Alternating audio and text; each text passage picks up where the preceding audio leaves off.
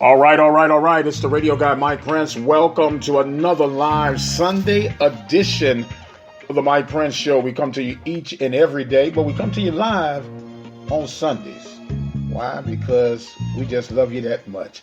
We got a real big show tonight. Of course, we're going to have Byron Smith from the Prairie A&M University Panthers basketball program. We'll have Coach Kerrick Jackson from Southern University baseball, and we'll have the president of the Southwestern Athletic Conference Alumni Association. That's none other than Alonzo Hardy. So what I'm going to do, I am going to jump right into today's episode. Our first guest is already mic'd up and ready to go.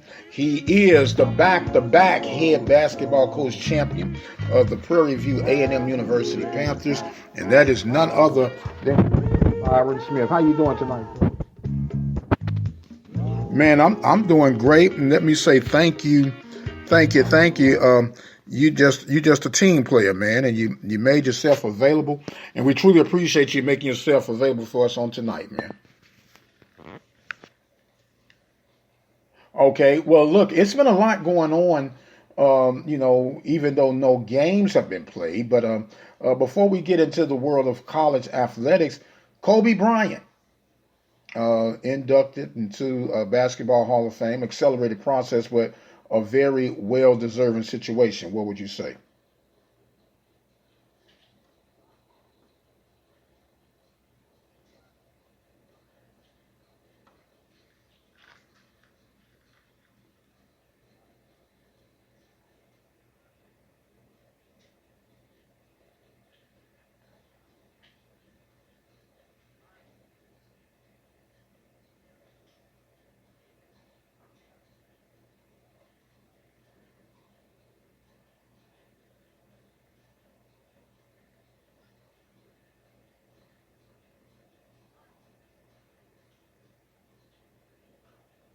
Absolutely. Now, Coach, you just said top five. Who would be your top five all-time NBA players, and why?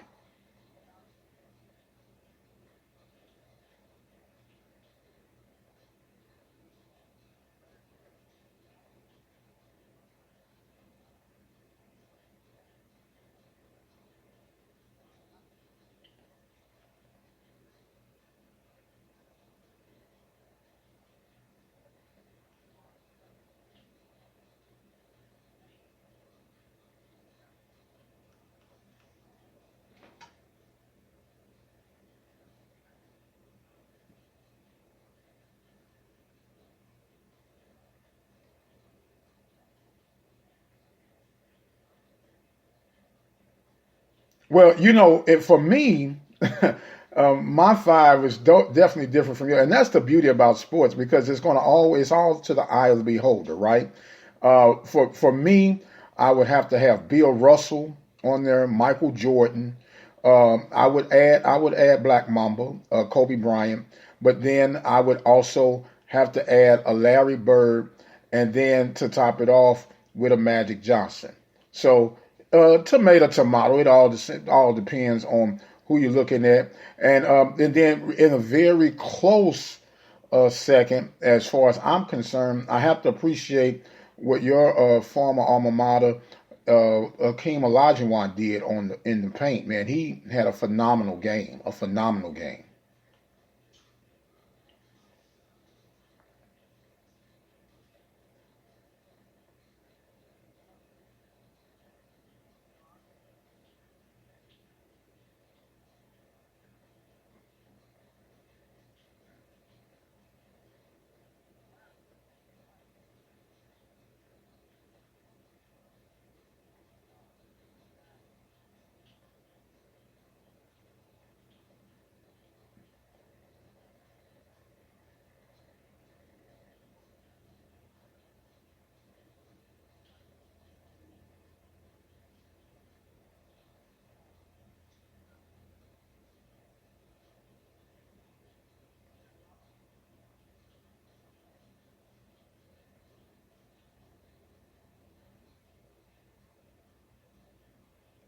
Yes, sir. And not to mention for your brother Hakeem, he's a former Coug, right? We're talking with Byron Smith, head basketball coach of the Prairie View A&M University Panthers. It's getting tighter and tighter, and from my crystal ball, coach, if we were to fast forward this thing, I think we are more apt to basketball starting on time than football. I took a poll, a one-day poll on Twitter, and 81% of the people that took this poll believe that we'll have football and on time. What does your crystal ball say?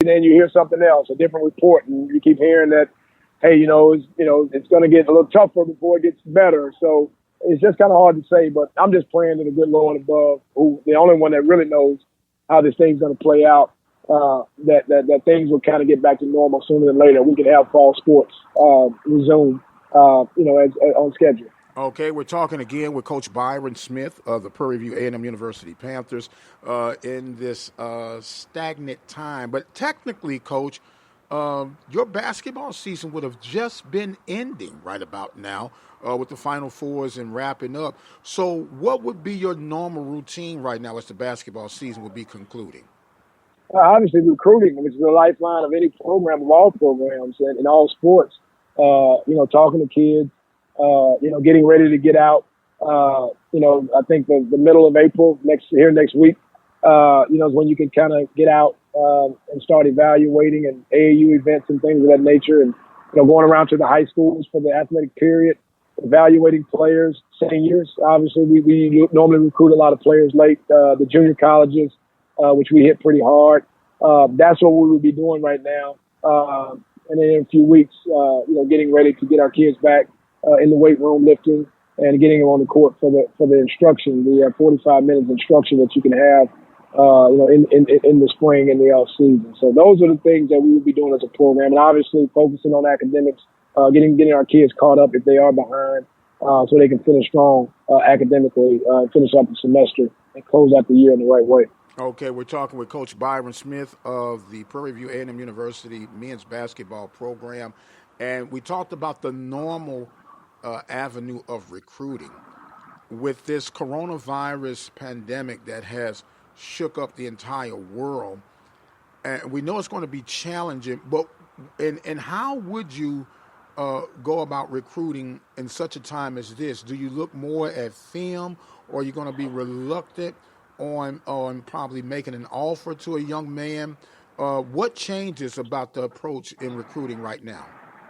I think the biggest challenge right now is getting a kid on your campus to see what you have to offer, just in terms of facilities and the academic structure and the teammates and the future teammates and things of that nature. Fortunately for us, we were able to see several kids early before all this stuff, the pandemic broke out, evaluated kids and identified some kids that we thought would be able to come in and can make a major impact at Prairie View academically and athletically. But the second part of it is, like I said, being able to get them on campus, getting a feel, meeting the coaching staff in depth, going out, grabbing a meal, touring the campus, visiting with their teammates, future teammates, meeting the academic people. So that's the biggest challenge right now. They can't get a visual as to where they'll spend their next 4 years, 2 years, 1 year, whatever the case may be. And so it is pretty challenging. So I know a lot of schools are doing virtual stuff right now, but I mean, obviously that's okay, but nothing like the real deal, putting your eyes, on a place that you're going to spend the next few years. It's really important. So it's a critical piece. But one that a lot of coaches are struggling with right now. So you just have to go with what you have and just try to share with them, and try to give them something that's tangible which is, hard to come by right now, but just being honest with them and tell them, hey, you know what, this is a place that you can come in and you can have some a major impact, some great things can happen if you do attend Prairie View A&M University. Well, I was thinking, Coach, while you were speaking, a virtuality tour would probably be the next best thing, and you could even possibly, I don't know, if FaceTiming or either just some videos introducing the coaching staff and just giving them a little tour that they can look at on the campus and in the gym where they'll be playing, how far that would go. But I guess it would beat a zero, though, huh? Yeah, it's tough. And I'm not tech savvy, Mike, in terms of all the new things and virtual and this and that. I'm kind of a rotary phone type of guy, old school, if you will. So I don't know how far that'll go with us and our staff. Maybe my assistants are a little bit more. I would say, man, you got some young bulls, Richard Spencer and Bussy. They could help you out with that, man. Yeah, they're going to have to, because it's definitely a challenge. But I think, hearing from the head coach, I think it's big. Obviously, I think when you hear from the head coach, a student athlete, prospective student athlete hears from the head coach, I think they understand that it's pretty serious and that the institution is very, very serious about the young man coming aboard and joining the program. So I'm just doing that as much as I possibly can, and my assistants do a great job. I'm one of the best staffs in the country. I think they work really hard, they're diligent, and they stay on top of it. So I don't think there'll be a shortage of interest in Prairie View moving forward. It's just being able to seal the deal, and you got one less component that you can go to in terms of the on-campus piece. But, hopefully we'll be able to still convince them that this would be a good place to come and spend some time and get an education and have a great basketball experience. We're talking right now with Coach Byron Smith of the Prairie View A&M University Panthers. Coach, we got 2 minutes, so I got to try to ask you this question, and I got to be fair across the board. I spoke with Coach Dooley this past week. And we know that the APR rankings are about to be coming out pretty soon. How are the forecasts looking for basketball right now? Well, I mean, obviously, it's been a bit of a up and down. It's been a bit of a struggle. We've had some progress, and we've had some guys that needed to finish up and didn't finish up. They pursued some other things. So I think once the final count goes in, I think we'll be on the other side of it. That's my hope and prayer. Guys have to finish up strong academically this semester to be able to do that. And I think we can get some guys to come back and, work on graduating and things like that, and get, some delayed graduation points. My hope is that, we'll finish on the top side and things will move forward, in a positive way. But obviously, we have to focus on it, stay locked into it, continue to strengthen our department, to get more support, academic support. I think it's a two-part piece piece to it, Mike, that it's not always all of the student athletes. I think our department has to, give us adequate and more in numbers in terms of more help with academic support. And I think once we get that, I think we'll be able to balance this thing out and we can move forward in a positive way. All right, Coach. Well, look, man, I appreciate you always, man, making yourself available. You stay safe, man. Stay out of Corona's way. And if things don't rise, man, we'll talk again next week, all right?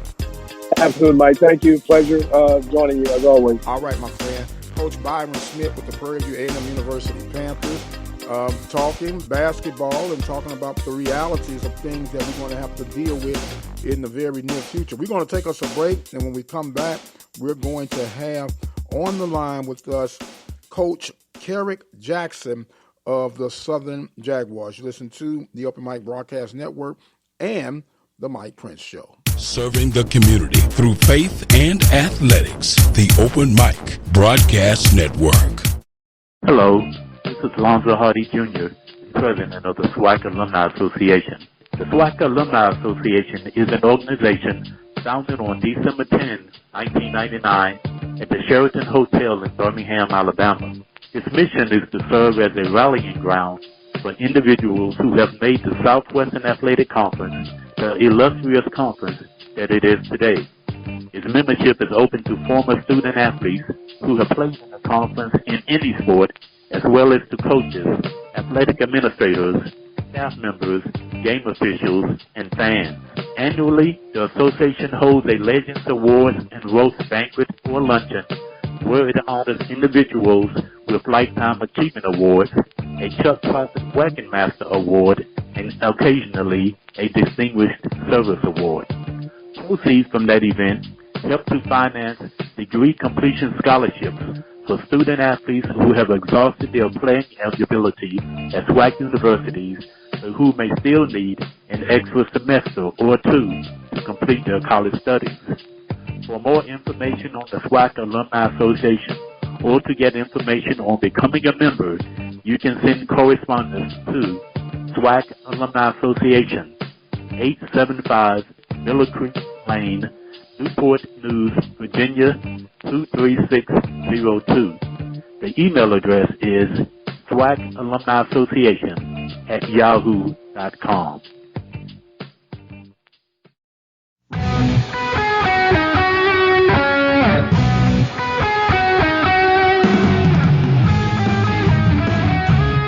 And welcome back, ladies and gentlemen, to the Mike Prince Show, live here at the Upper Mike Broadcast Network. Thank our first guest of the night, Coach Byron Smith, Prairie University basketball Panthers, back-to-back champs. Well, I'm going to have now, I got to transition over. One champion deserves another. I have the defending SWAC baseball championship on the line with me. It's none other than Coach Kerrick Jackson of the Southern Jaguars. How you doing this evening, Coach? I'm good. How are you? Well, I'm doing okay, man. I know you're probably having some withdrawal symptoms right now, but first and foremost, how are you and the family doing? Everything over here is good. You know, I think the boys are just enjoying the fact that they don't have to go to school. We're doing the homeschool thing, but yeah, I think they're good with the idea of just being able to do the homeschool in the mornings and then have the afternoons kind of do what they want to do. Well, you know, it's been the time of rediscovery, if you would. What have you rediscovered about being at home as often as you have during the time you would normally be out and about? Well, you know, I think obviously you get to do more things that kind of get put off a little bit. I'll wait and do this then. I'll wait and do that then. And so that list of wait and do is getting done right now. So that's probably the biggest thing. Yes, sir. Now, it has just been passed by the NCAA to grant the extra year of eligibility for your ball players. But in the way it was kind of dispersed, it's like, okay, now y'all go figure it out. It's kind of easier said than done on the way things were administered, huh? Yeah, you know what? That's kind of what I expected. You know, we've had some different people talk about, the NCAA should pay for it and this, that, and the other. And it's just not realistic, specifically in the wake of them canceling the March Madness.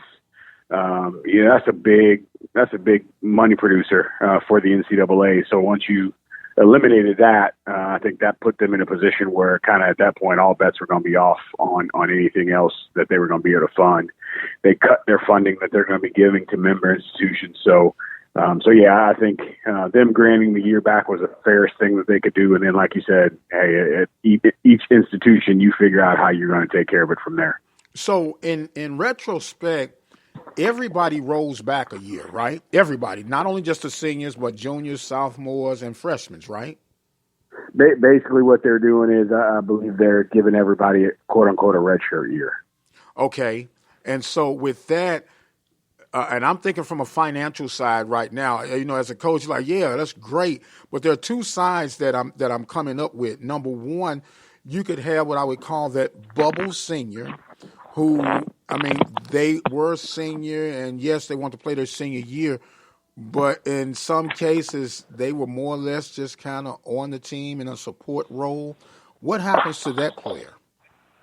You know, I think that's where, as coaches, we have to potentially sit down with those guys and talk to them and have that conversation with regards to where we see them fitting. Because, you know, take us, for example, you know, we have 10 incoming freshmen. And so when you bring those guys in and then you have some of those, like you said, some of those role players that were seniors, unfortunately for them, they may be on the outside looking in. And specifically when it comes to the monetary aspect of it, We have one young man who was a senior this year who was a swing pitcher for us and pitched some really good innings for us last year, but he graduates in May and had no plans on going to graduate school. And he's a non-scholarship player for us.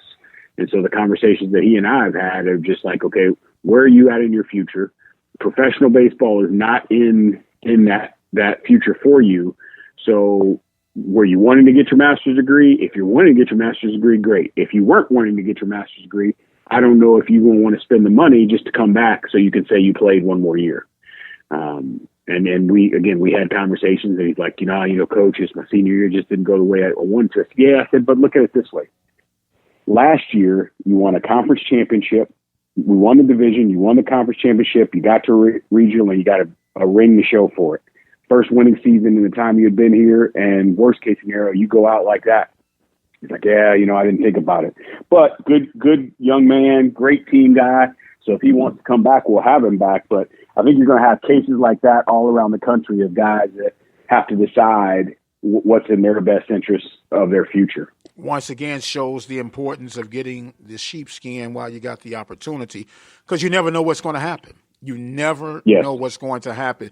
Now, you got a jam backlog right now. You got 10 incoming freshmen, and you wasn't as heavy laden with seniors this year, were you? How many did you have, 6, 8? We had 7 seniors this year, okay. 6 pitchers and 1 position Right, I player. knew it was a 6 somewhere in there. So you lose some of that. And look, we can say it now that the season is officially shut down. I know you was playing possum, Coach, talking about, I don't know what we got. But you had them senior arms. You was ready to try to do some more damage, wasn't you? We were. I think it was definitely going to be one of those situations where, you're going to have to see how it all played out as we were progressing throughout the course of the year. And Eli Finney, who was kind of our main guy, he had yet to pitch this year just because he had some shoulder tenderness and stiffness going on. So we kind of held serve on him and were patient with letting him get himself together. I felt good as we were starting to progress. But like I said, I still hold true to the fact that, we played Tulane that last weekend, and on Saturday we had 7 freshmen on the field. It was, we still had some things, some growing that we needed to do. And, at the point that the season stopped, we were 6-10, with 6 of those losses being to teams in the top 25 with LSU, Texas Tech, and Tulane. So our guys got some good experience in bigger environments and saw how it was supposed to be done. And, we were 3-0 in conference and getting ready to start the second conference weekend against Pine Bluff before everything got canceled. Right. And as a matter of fact, a couple of teams had byes, and they were coming into completing their second week. It was the third week technically, but it was just, with the byes, the early byes and everything. So do you treat this as an extended fall season now? Yeah, I think that's how you have to look at it. When everything went down, I talked to our guys and I told them, it's very easy for us to hang our heads and talk about what's not going to be. And I challenged them to put themselves in the frame of mind of let's talk about what can be. What can we do with this? What can we learn from this? How can we move and grow on? It's funny because when I hear people talk about being bored during this time, I kind of shake my head and say, man, you got life all figured out, but you got nothing to get better at. There's nothing that you can do better so for me personally, I'm taking it as an opportunity to self-evaluate, self-reflect. How can I be a better leader to our coaching staff? How can I be a better leader to our program? How can I be a better father? How can I be a better husband? How can I be a better brother? And so for me, it's we all talk about it. Those of us that believe God don't make mistakes. And so I think this was a huge opportunity for everybody to take a step back and say, okay, man, we were headed in this direction. What can we do to make sure that we come out better on the opposite side of this thing? Yes, sir. And people were asking me, well, Mike, what are you going to do that you don't have sports? And I said, guys, this is what you have to realize. There's always a sports tour, a story out there, whether it's happening now, happening in the future or happening from the past. The only thing that's missing from the repertoire are daily score updates and daily standing updates. So it's going to go on. Now, it's not going to be laid out on a red carpet where you got so many headlines to choose from. You got to really stay true to your craft. Like you say, where can I get better? This is where I'm strong at. What do I need to work on? And take this opportunity to become a better in whatever you're doing, not just a baseball coach, player, broadcaster, show host, but a better person. And so what better time than to do that? Agreed. Definitely agreed. And that's what we're even doing some things with our team. We're having some, taking advantage like everybody else is with some Zoom meetings and doing a team read. And I'm challenging them to get a better feel for who they are as men. That was kind of the first question that we were rolling out some different questions. And one of the first questions I rolled out to them is, who are you as a man? And a lot of them had no idea. And so as I told them, I said, if we want to put this in a perspective of the game, you're talking about a game that is the most mentally challenging game out there. If you don't have a good identity of self, you will cease to exist in this game that you love. More importantly, you will not be able to do anything in society as a man if you don't know who you are and what you stand for and what you're about.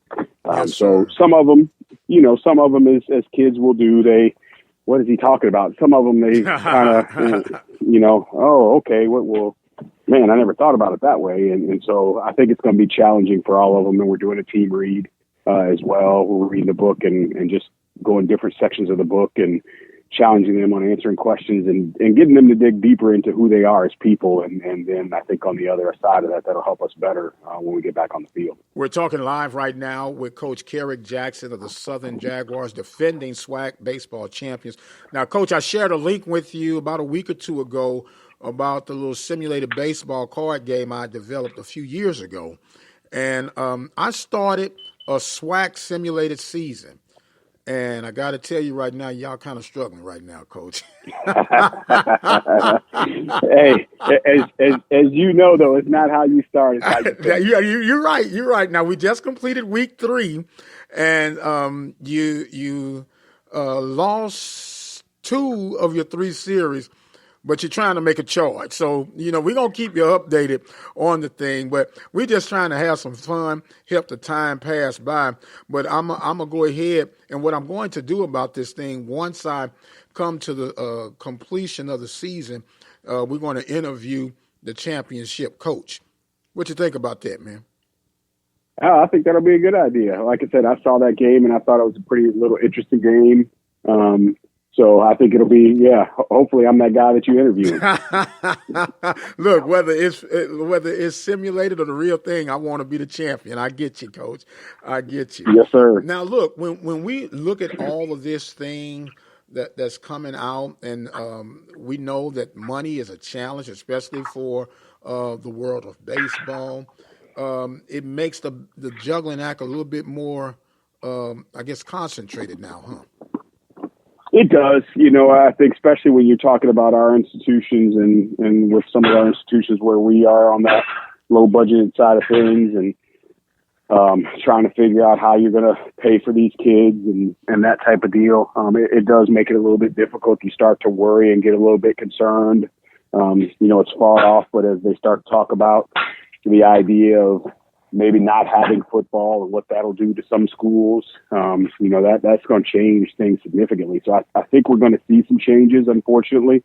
It may be in scholarships, it may be coaching staffs, it may be whatever, but I think that on the backside of this, there's potentially that idea that everybody's going to look just a little bit different, some shape or form. Oh, no doubt about it. And unfortunately, some of the trimming has already started. Some of the other institutions, they're cutting back salaries on some of the upper echelon salaries, and they're actually sending some staff home, unfortunately, in such a time as this.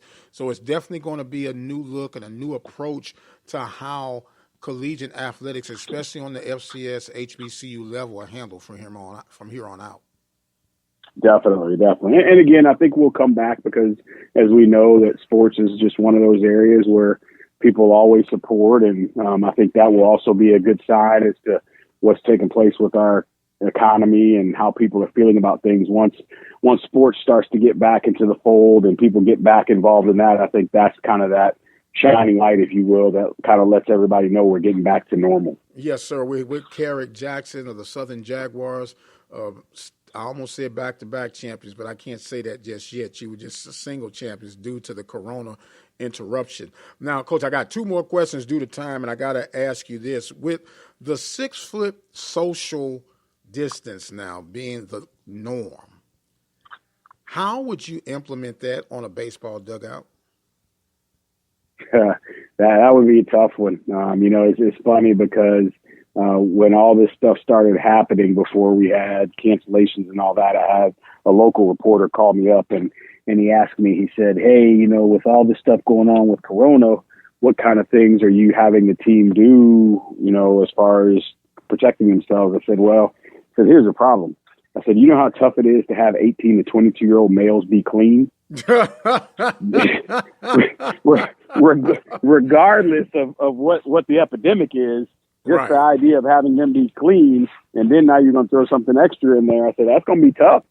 We can talk to them and tell them all we want to, but just personal hygiene should take care of that. But some of them have issues with that. So, no, I think that when you talk about that in the course of the game, I think that it's going to have to be one of those deals where you got to feel comfortable with everything. As baseball coaches, we all dreaded that early spring when one of our kids would get a stomach bug, because you knew that because of the proximity that they were in, it was going to travel the team. Right. And it's just how many guys was it going to get? When was it going to get them? Well, man, I hope it doesn't get our Friday night guy. I hope it doesn't get our starting shortstop. But you knew that if somebody got sick, you had to quarantine them anyway, regardless of the corona, just regular flu or colds or whatever, because everybody was going to get it, just how they travel. So that will be something that will be difficult for us. Yeah, and the travel and everything else. Man, it's some tough times ahead, but we will, as always, we will figure out a way to get it done. And I said I had one more question, but it's more of a statement. Here's my simulated fictitious SWAC baseball division. It's no East and West, Coach. It's all 10 teams under one umbrella. We're taking the top 6 teams. 1 and 2 has a bye. 3 will host 6, 4 will host 5 in a 3-game series. The winner then advanced to play 1 and 2 in a 5-game series. And then whoever is the last team standing will play a 7-game series for my SWAC simulated SWAC baseball championship. What you think about that? I like that. I think I submitted a proposal, and we as coaching staff, or coaching cohorts, if you will, in the conference, submitted a proposal to the ADs to have a comprehensive schedule for this upcoming spring, to where we do play everybody. They still want to take the top 8.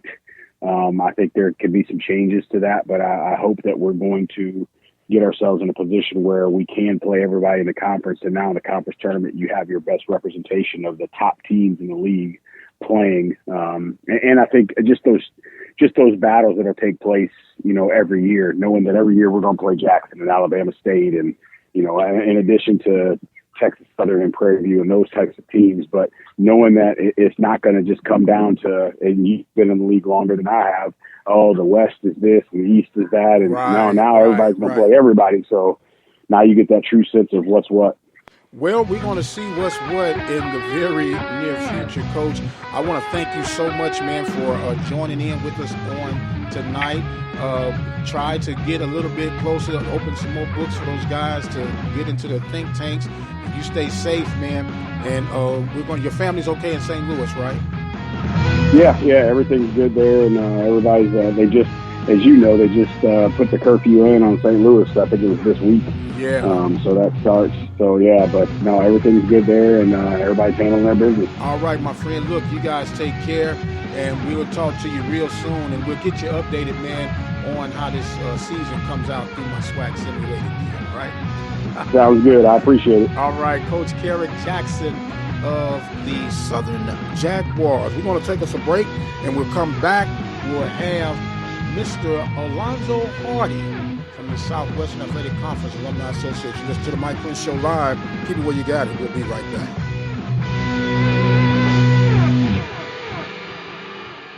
We'd like to take this time to recognize our sponsors and supporters at the Open Mic Broadcast Network: Brazos Valley Schools Credit Union, Temple of Refuge Ministries, Prairie View Athletic Club, Attorney Lee Van Richardson, Diva Skin Conditioner, Helping Hands Lawn Service. Thank you for your support of our local and regional coverage of student athletics here at the Open Mic Broadcast Network.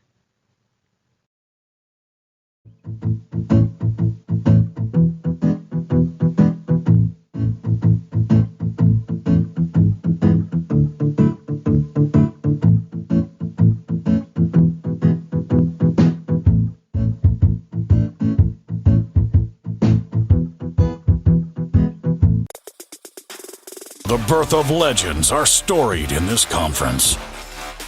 We must never forget our rich history. We now turn our gaze to the future.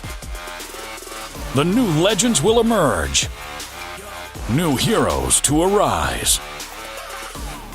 The Southwestern Athletic Conference. Be our history. And welcome back to the Mike Prince Show Live Sunday night edition. Of course, we come to you each and every day right here at the Open Mic Broadcast Network. You can catch us Monday through Fridays, 10 a.m. And when you come in and check us out, we got everything covered from the rooter to the tutor. Tonight's going to be no exception to the rule. We are fortunate to have on the line with us right now the new president of the Southwestern Athletic Conference Alumni Association, and that is none other than Mr. Alonzo Hardy. How you doing this evening, sir? I'm doing good, Mike. How are you? I'm doing real good. First, before we get at anything, how are you and the family? Everybody's doing pretty good here in Virginia, as it is in many states across the country. We are in kind of a stay-at-home mandate. Our mandate goes at least through June the 10th, so we have quite some time yet when we'll be all working from home over this part of the country. Absolutely. Now, due to the course of nature, you have just been repositioned as the president now of the Southwestern Athletic Conference Alumni Association.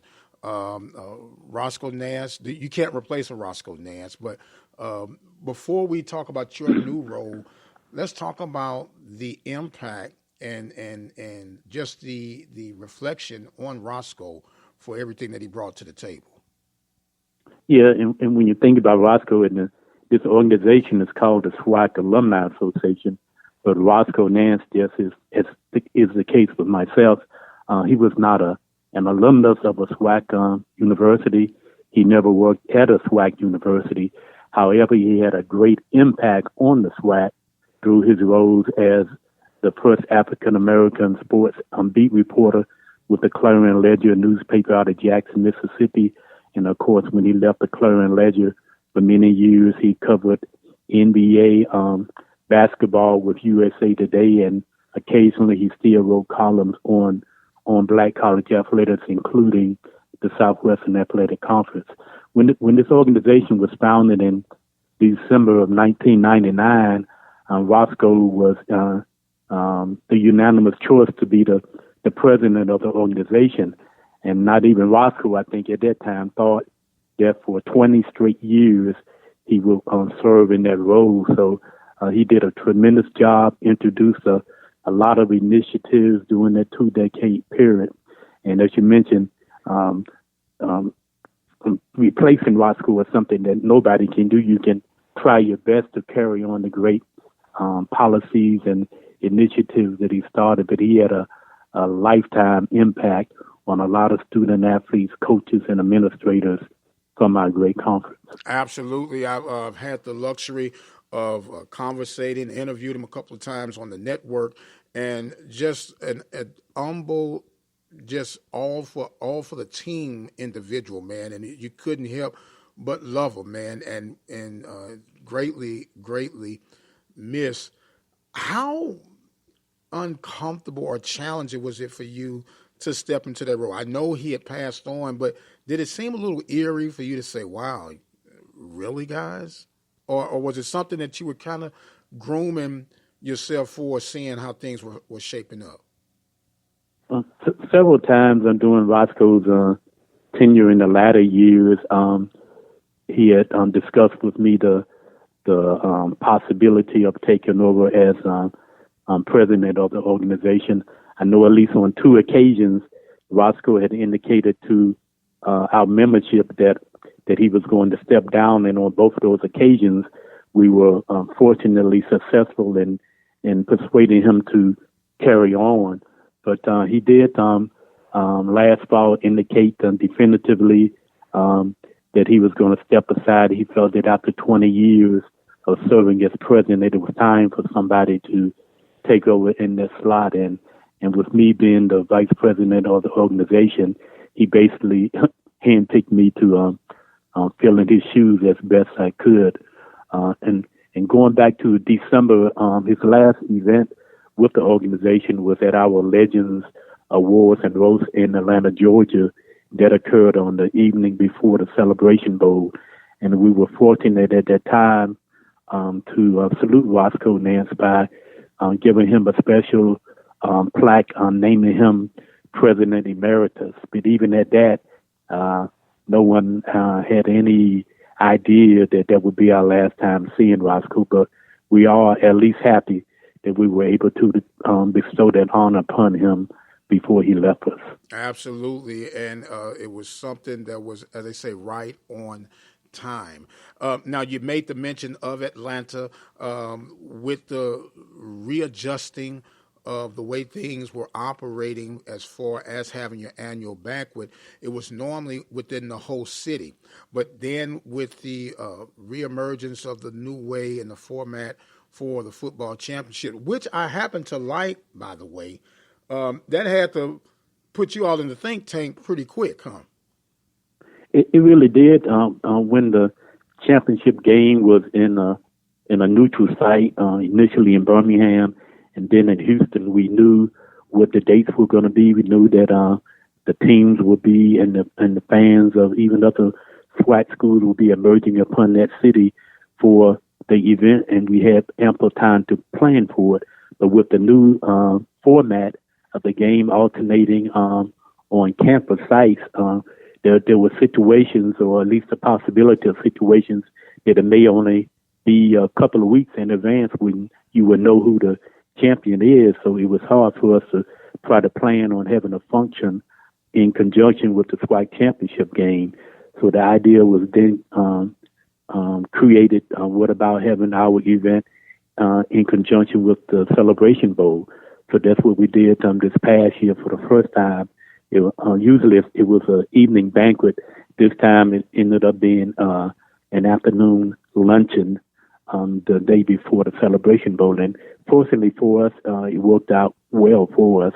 Ideally, we would like to have it in conjunction with the football championship, but not knowing where that championship would be is difficult for us to do that. So we probably will end up going back to Atlanta this year, having it in conjunction with the Celebration Bowl. Okay. Well, that looks like that's the way of the future. And I was fortunate enough, I filled in for Eddie Robertson the last year that it was in Houston as the MC, and it was a very well-attended event.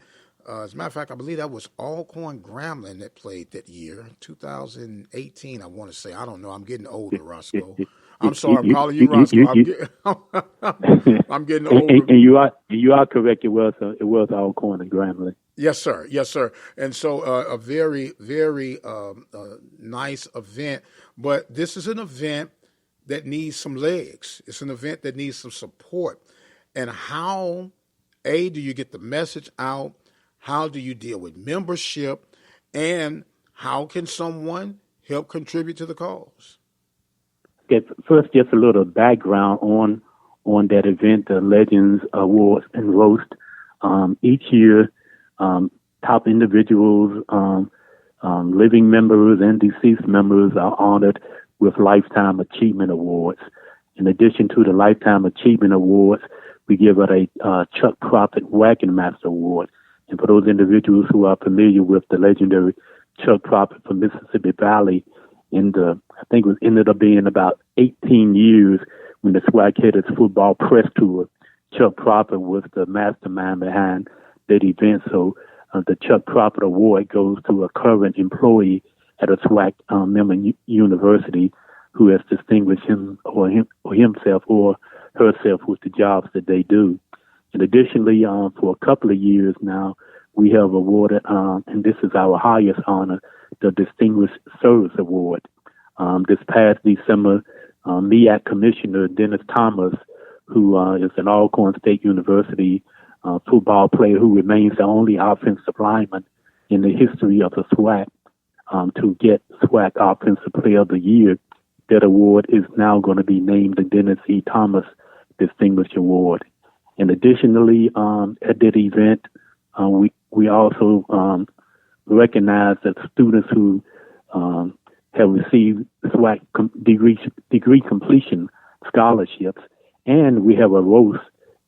This past December, the roastee was none other than Eddie Payton, the legendary golf coach from Jackson State University. So that's, in essence, is the event itself, and it is indeed an event which has grown through the years. We do need the support of everybody. We know right now things are kind of in disarray with all of our institutions being shut down because of the COVID-19 pandemic. But once everything gets back in order, we'll publicize the date and location of our event. We'll publicize the ticket prices and the individuals who will be honored.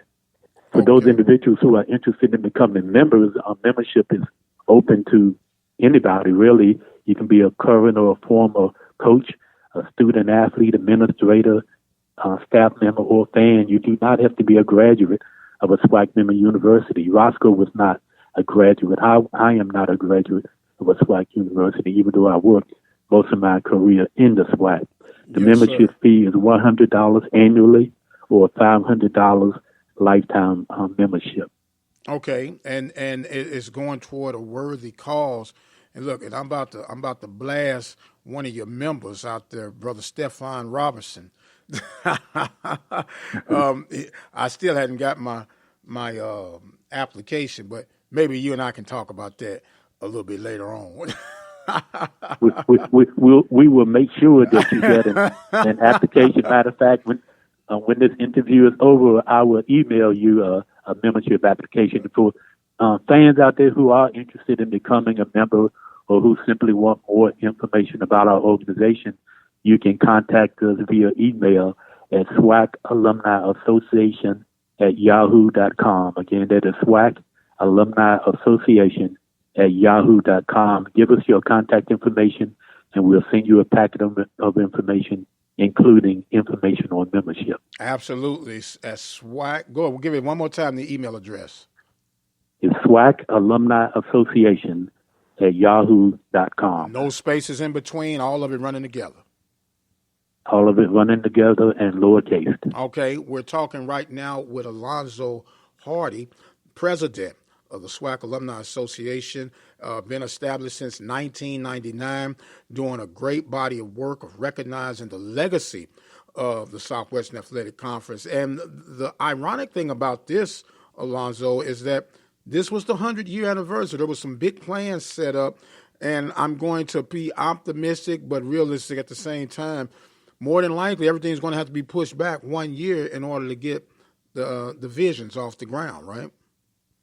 Yeah, and I haven't heard definitively yet from the SWAC office on the status of, I know there was going to be a great banquet in July and think some other activities later on. I'm quite sure that those activities will have to be pushed back. As a matter of fact, at the same time, SWAC was going to be celebrating its 100th anniversary. I'm working now with the Mid-Eastern Athletic Conference in the MEAC.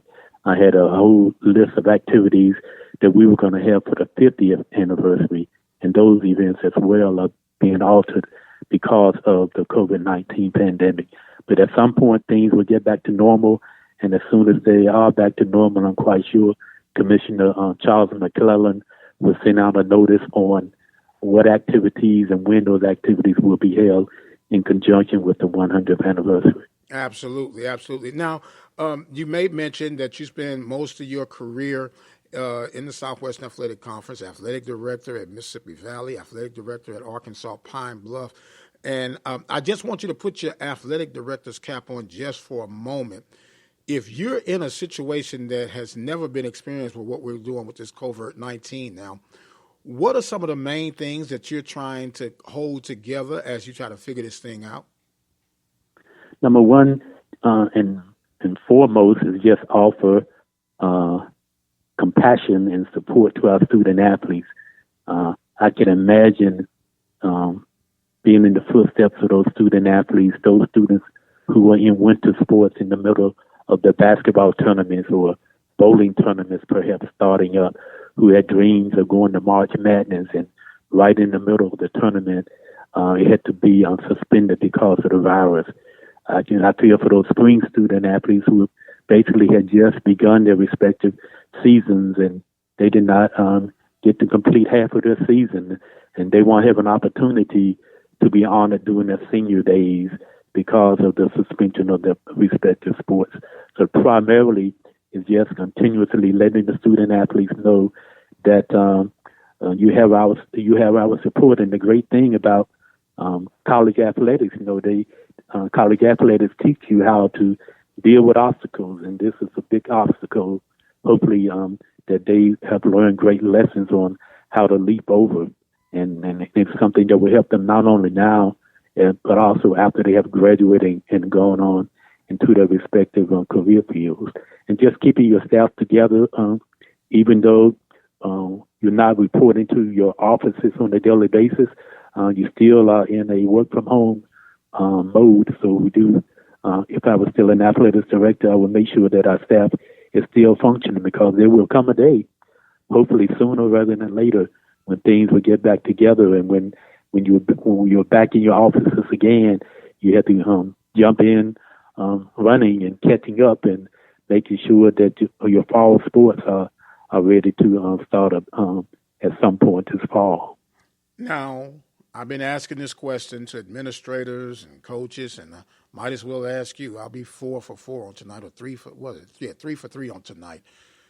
In your crystal ball, do you see fall sports starting on time? And that is a question I don't think anybody realistically can answer. President Donald Trump don't know the answer to that. Dr. Fauci, Anthony Fauci, the lead medical person who's the face of the medical world responding to the pandemic, he really doesn't know. It all depends on, as Dr. Fauci has been saying, when this pandemic starts going down that hill, and there are substantial decreases in new cases of the virus, will anybody really know whether or not fall sports will be impacted? It is our great hope that they won't be impacted, but at this particular time, I don't know of a human being who can really answer that question. You know what? That's very thought out and precision answer, sir, and I appreciate that for you, and I appreciate you for joining with us on tonight.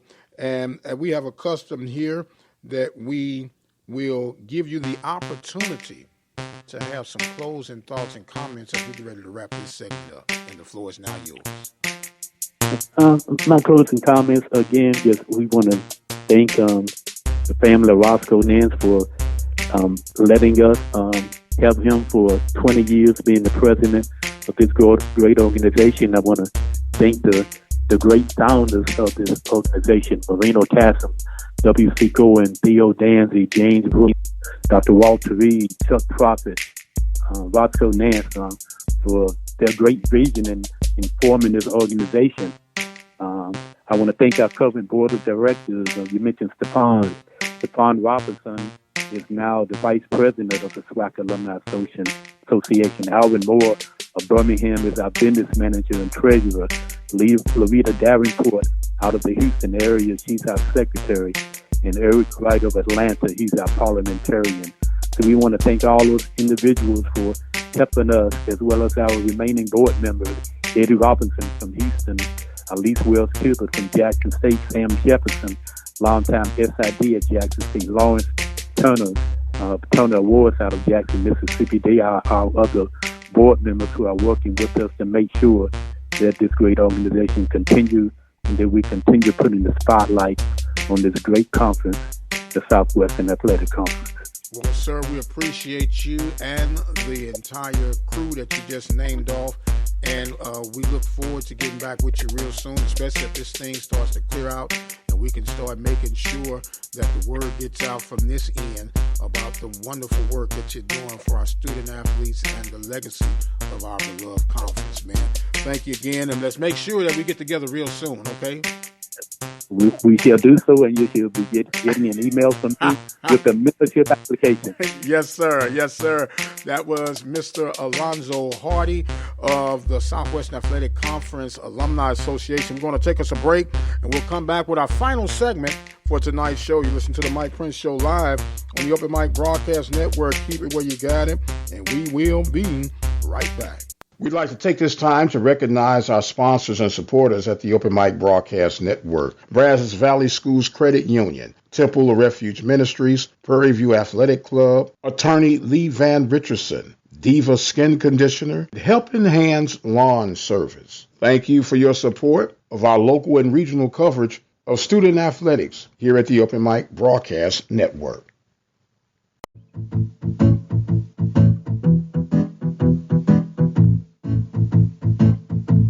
Serving the community through faith and athletics. The Open Mic Broadcast Network. Have sports, will travel. The Open Mic Broadcast Network serving student athletes from Little League, high school, and collegiate coverage right here on the Open Mic Broadcast Network. From coast to coast, from dusk till dawn. You can catch all student athletic action right here at the Open Mic Broadcast Network, the station designed with you in mind. Serving the community through faith and athletics, the Open Mic Broadcast Network, the voice of student athletics. Waller ISD now has information available for its education outreach program to help keep kids learning while schools are closed due to COVID-19. Please visit wallerisd.net for details. Waller ISD is continuing its free curbside meal service for any child age 18 and under.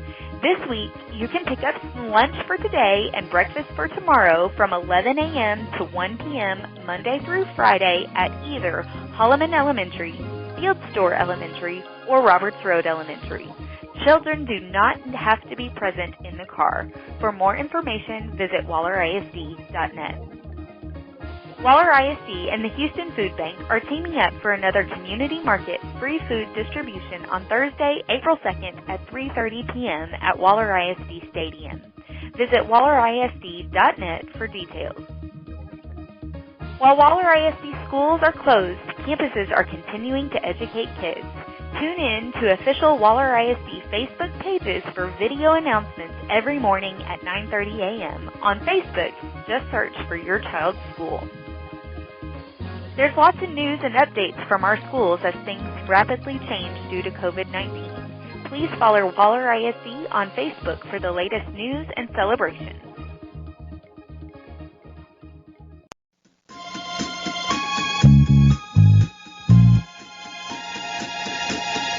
And welcome back, ladies and gentlemen. Guess what?